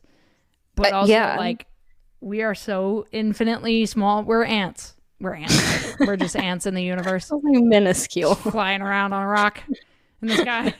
It's crazy. Literally. It's crazy. Okay, I'm going to start wrapping this up because I know we've been at it for a long time. What made you start your podcast, No Tracers? Other than COVID and being bored, had you thought about doing something like that before, just being an explorer? Were you like, hey, there's not enough of this? Well, I mean, kind of. So I had another podcast before that one that is still active called Project Freelance, where I interview other freelancers about how they build their businesses. And then during COVID, I was like, you know, I want to connect with more of the community. And then I looked up, like, are there any urban exploring podcasts? And there weren't. And I was like, well, fuck, I might as well just like start one. Yeah. And then after that, a bunch popped up, and which is sick. I love that more people are like, this is, there's obviously an audience for these stories. So I love that other people made podcasts. Some have come and gone, but I think it was cool to kind of help lay the groundwork for the community as far as podcasts go. Obviously, like, mine may not be the biggest, but I mean, it's just cool. I don't care. It is just cool to be able to connect with the community in this way. And it makes me feel like I have more, I don't know, like validation or something when it comes to connecting with other explorers. Like, I'm not just urban exploring for clout. Like, I really care about the community. No, you're contributing something super useful. Yeah. And like, I think it's a cool way to hear these stories. And selfishly, I also want to know, have you ever been injured in a fucking building? That's the thing. You just never get tired of it. You can listen to it all day. And everyone's story is so vastly different of like why they got into it and like why they do it and the places they've been. There's so many places. And the cool thing is getting to interview people that are in other countries, because they obviously have a different perspective on urban exploring than we do here in the States. And there are some people that have been dying to get on my show, but some of them don't do interviews, won't do interviews, just for like personal reasons. I've had a few people say like my English isn't good enough, which, you know, like, it's fine. We'll figure it out. Just try. Right. Cause like, there's a couple that I really am dying to get on my show that are just like, I can imagine. Some of the people that I love seeing their stuff, and I'm like, dude, but I need to know more. Like, tell me more. You're like, I want to know your story. The whole thing. Yeah. So. Totally. That makes sense. That makes sense. Yeah. How are you feeling now that it's been close to 5 years since starting the podcast? So when I first started this, the original idea was to do these in abandoned buildings. Like the podcast. Right. I've thought about that too. It's so much trickier than you can't just like set up a fucking podcast studio in a abandoned house. You can't. You know? No. And I've done one. So I did one with Lucy Liu in St. Louis in an abandoned school in a pool, like at the edge of a I watched that. Yes. Okay. Yeah. And like the audio's not that great because like it was like an impromptu. You're in a big open space. So it's like the environments are always different. So that place I mentioned that I can't say the name of, that I'm waiting till it gets demolished to post online. The person that I was there with, I wanted to interview that person in that place, but it just didn't happen. We just didn't have time or whatever. But I do want to do some of these in abandoned places because it is cool. Like, it's sick. Like, super cool. Yeah. Because like it's just a unique environment. But it's also like you're already anxious about getting caught. So like if like this is a 15-minute interview. That's the other thing. I can't talk for almost 2 hours if we're in an abandoned place just because of anxiety of getting caught. But like, and then I think you're so cautious too about how you're operating your voice, you know, and even that within itself will it not, you know, provide you quality audio because you're like, so here we are in the abandoned church here. And this is the first whisper episode. Yeah, this is the ASMR Urban Exploring podcast. But I would like to do it. Just the logistics of doing it and it's so much everything being okay is like it's just impossible. But I would love to do it. Yeah. I would love to do it. You would almost have to have a way to have a pop-up studio that you just click a button, everything comes out, and you just like put your headset on, your microphones there, you plug it in your laptop, everything's good. You're in a box. I'm going to date myself. Go Gadget podcast studio.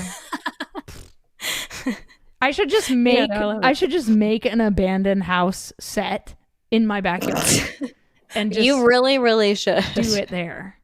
You should replicate the thing that you talked about being like your technical first exploration, where you said it's like in the woods, but it's no house. Yeah. But there's like a couch and all these things. You should make it that, but just have like trees. What's so funny is I have a shed that I found in my backyard. I know that sounds funny. What do you mean? I know.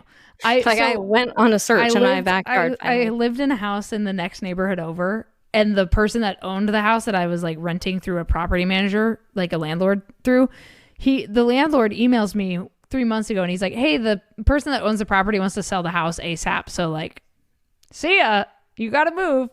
And I was like, I'm sorry, what the fuck? So I moved within like 11 days of getting that email to another property that my property manager also managed. That is like half mile down the road.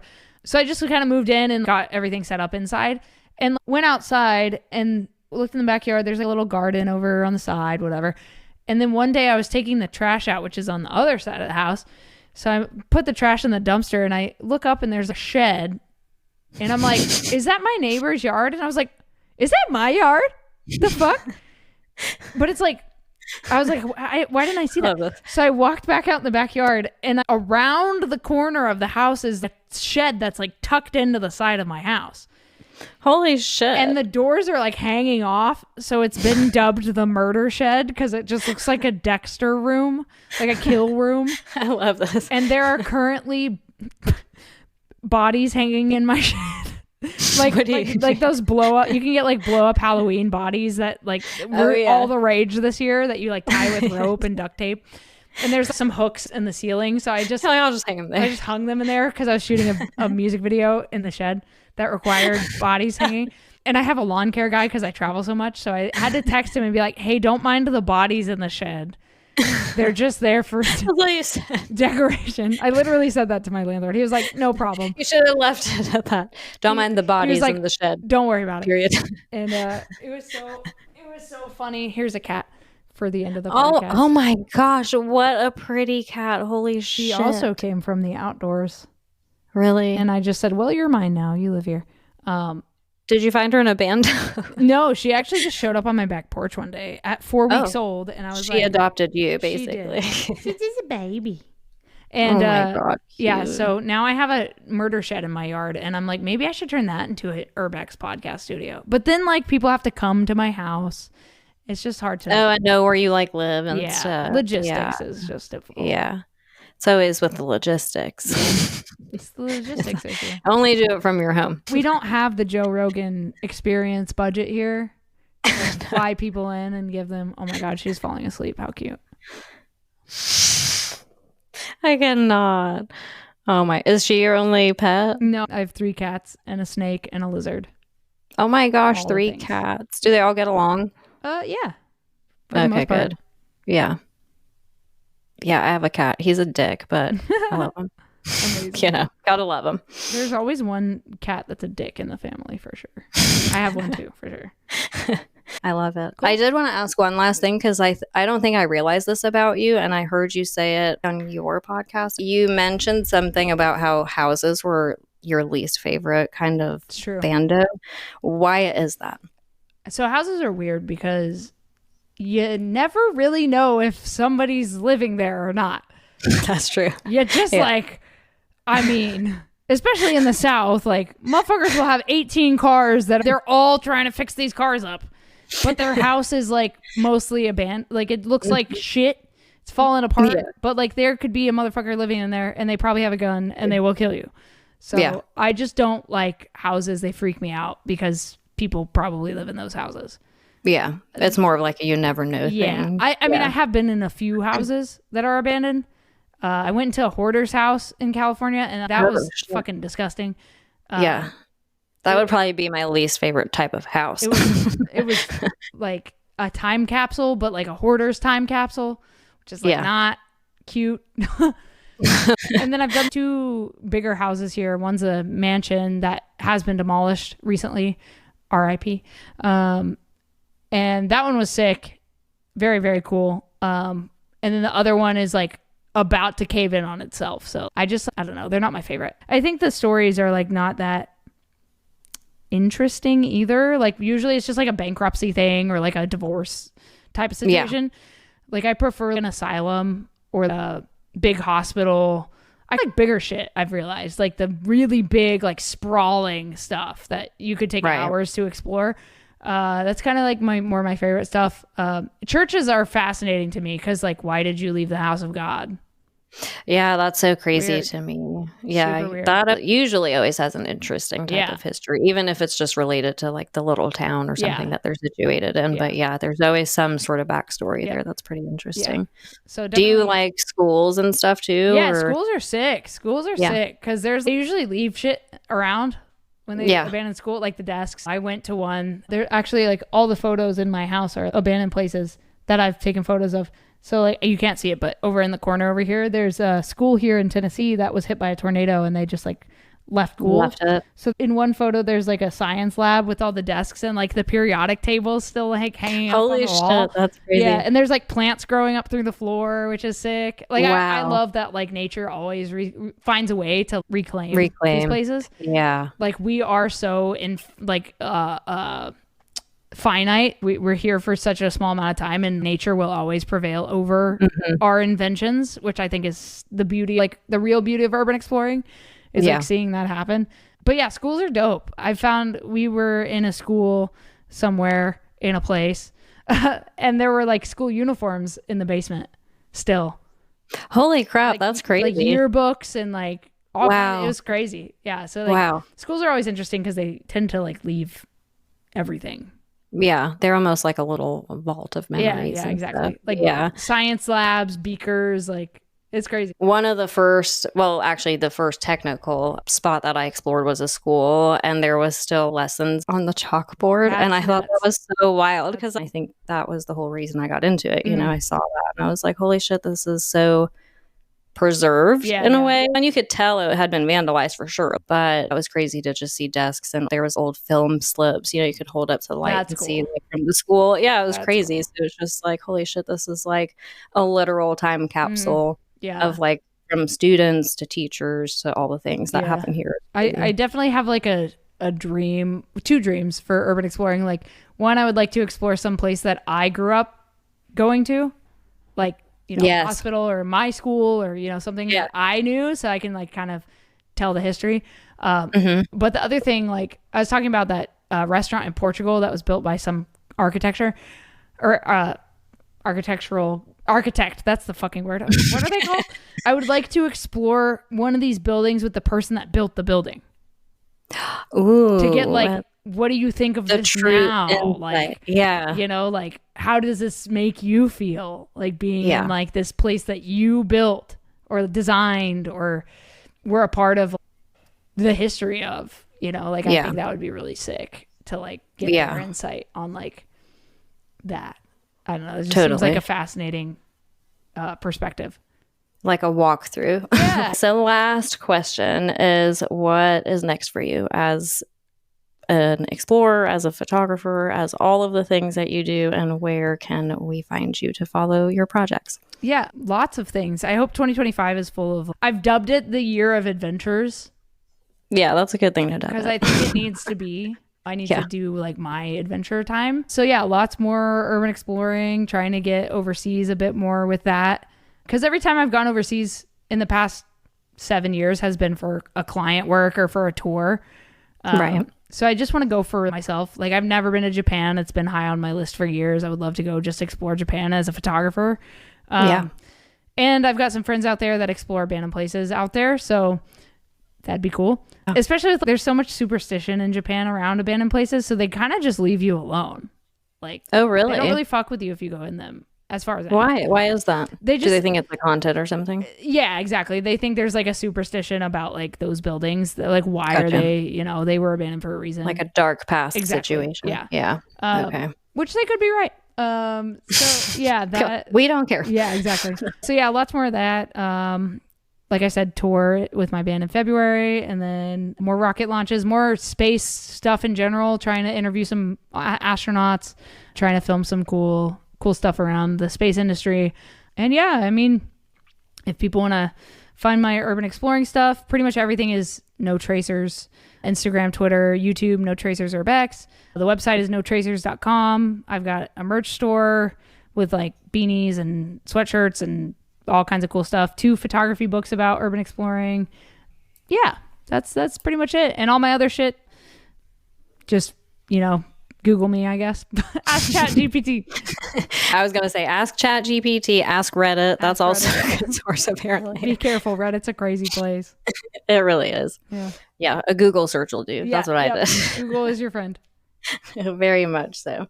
Okay, so the last thing I like to do is what I call Explorer's Track, which is where I get you to name a song that you like to listen to while you're either on the way exploring or something that's like significant to your journey in urbex.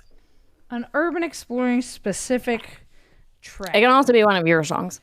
Well, I mean, obviously, I'm gonna go with that every time. I mean, if you want to listen to my band Chasing Satellites or my other band Matriarchs, I also just released a hip hop concept album under the artist name I Am Chaos with a K, obviously, and that's all like about demons and ghosts and shit. It's pretty cool. I just released an album called A Haunting in the South, and it's all hip hop stuff. But I'm trying to think. I do want to shout out Shy. I think he's Ukrainian. He's an explorer, pretty big on YouTube. He does a lot of rooftops and like infiltration type of videos. He'll go into an active warehouse and just like, walk around. Like it's pretty crazy. He does a lot of like train hopping through Europe, which is also crazy because we don't really do that here because the laws are so strict on train hopping. Yes, yeah. But he does a lot of train hopping. He's done Chernobyl a bunch of times, like camped out and gone in. He's a climber. He kind of does everything, but he's somebody I've been trying to get on my podcast, but he doesn't do interviews, or he said he didn't do interviews like a year ago. So I should hit him up again.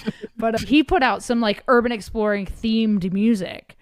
Oh, nice. So I think one of his songs is called Run or something like that. Anyway, just look up Shy, Shiey. I don't really know like how to describe the genre of his music, but it's pretty interesting. It's all like about exploring and being on the run and that kind of stuff. So it's pretty cool. Nice. Okay, cool. Well, thank you again for being here, for your time. Thanks I appreciate for having it me. a lot. Like I said, I don't take it for granted. And to me, you are a celeb. So in spite of what you think. I'll appreciate that. Yeah. That's the thing. Every time I do podcasts, they end up being like multiple hours long because I like to talk about stuff. Well, and that's the beauty of it. You know, it's like you can never get tired of it. Exactly. It's something that has an endless amount of questions, I feel like, you know, like we could probably do a part 2 of this and I have so many more things. Yeah, exactly. But I do appreciate it. No problem. Thank you so much. Sure. Talk soon. And that's it for this episode of Echoes of Elsewhere. Until next time, keep exploring the allure and the abandoned, the beauty of decay, the echoes of elsewhere. And remember to leave no trace.